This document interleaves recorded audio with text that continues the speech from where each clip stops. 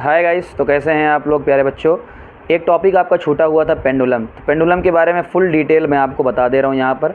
ऐसे समझाने में ज़्यादा इजी रहेगा, इसलिए मैंने ये चूज़ किया। सबसे पहली चीज़ तो ये देखो क्या है पेंडुलम। पेंडुलम सबसे पहले गैलीलियो ने इसको बताया था ना।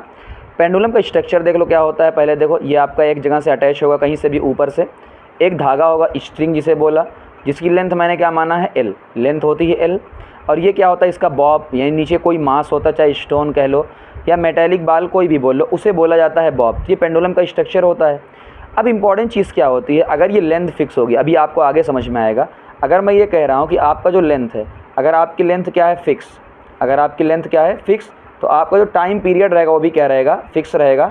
हायर क्लासेस में आपको पढ़ाया जाता है, क्यों, 2 पाई और अंडर रूट में L/G, ये होता है उसका फार्मूला।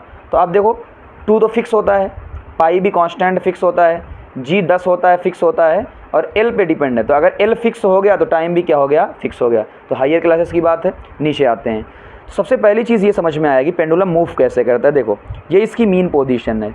मीन पोजीशन का मतलब ये होता है कि वो जहाँ पर आराम से रखा हुआ है वो उसकी मीन पोजीशन है। हमने क्या किया, थोड़ा सा इसको खसका दिया, थोड़ा सा ऐसे हटा दिया। कैसे कर दिया, थोड़ा सा राइट तरफ शिफ्ट कर दिया, तो ये ऊपर जाएगा ऊपर जाएगा ऊपर जाएगा। तो जहाँ तक जाएगा मैक्सिमम उसे बोला जाता है एक्सट्रीम पोजीशन। और फिर नीचे आएगा, फिर इस तरफ जाएगा तो एक कोने तक जाएगा जहाँ तक मैक्सिमम जा पाएगा एक्सट्रीम, फिर लौट कर यहाँ पर आ जाएगा। तो फिर से यहाँ पर आ गया, इसे बोला गया एक चक्कर। अभी हम बात करेंगे एक ऑसिलेशन यानी एक चक्कर। और आसानी तरीके से समझने के लिए ये देखिए, ये मैंने मान लिया वही जो बॉब आपका था, यही है बॉब पूरा आपका।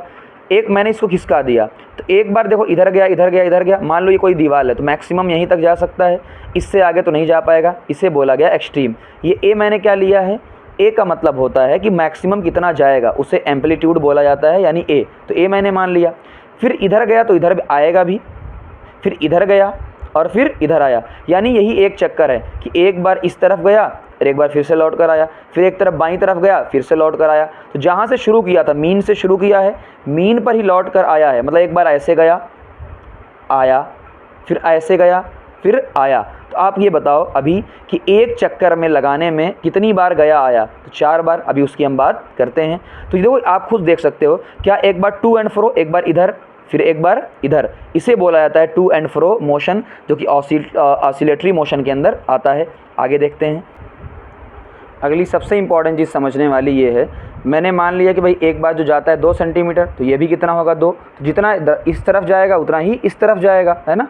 तो अब ये देखो एक चक्कर क्या होता है, एक चक्कर का मतलब है पहले ए से लेकर बी तक गया, फिर बी से लेकर ए तक गया। तो देखो ए से बी और फिर बी से ए, फिर ए से कहाँ गया सी, और फिर सी से कहाँ आया ए, यानी ये क्या हुआ, पूरा का पूरा आपका एक चक्कर हुआ।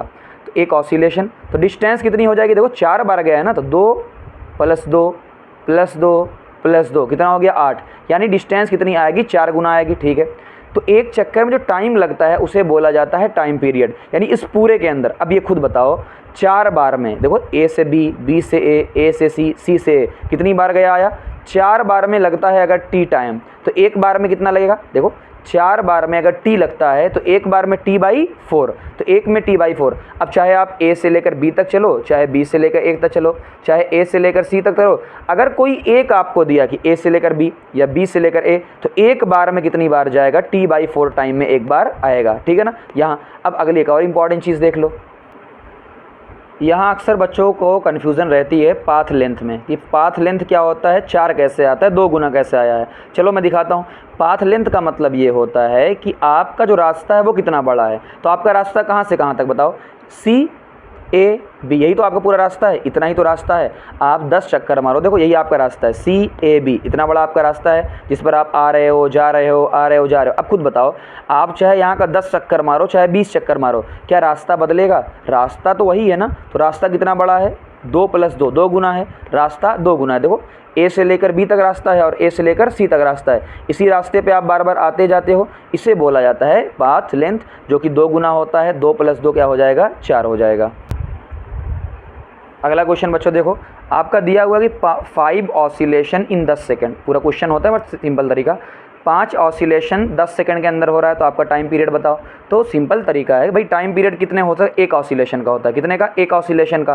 तो आपका हो कितना रहा है 5 और कितने सेकंड में 10, तो 2 आ जाएगा आंसर। देखो time but formula total time upon oscillation, तो 10 ऑसिलेशन हो रहा है, सॉरी 10 सेकंड में 5 ऑसिलेशन हो रहा है। तो आप बताओ एक ऑसिलेशन 2 सेकंड के अंदर होगा, तो आप यहाँ से देख सकते हो ना, ये सिंपल पूरा आपका पेंडुलम। और पेंडुलम के बारे में मैंने पहले ही बताया था, अगर आपकी लेंथ फिक्स होगी तो उसका टाइम भी क्या होगा, फिक्स होगा ना, इतना। तो ये सारी चीज़ें क्या हुई आपके पेंडुलम के बारे में ख़त्म हो गई हैं। Thank you very much.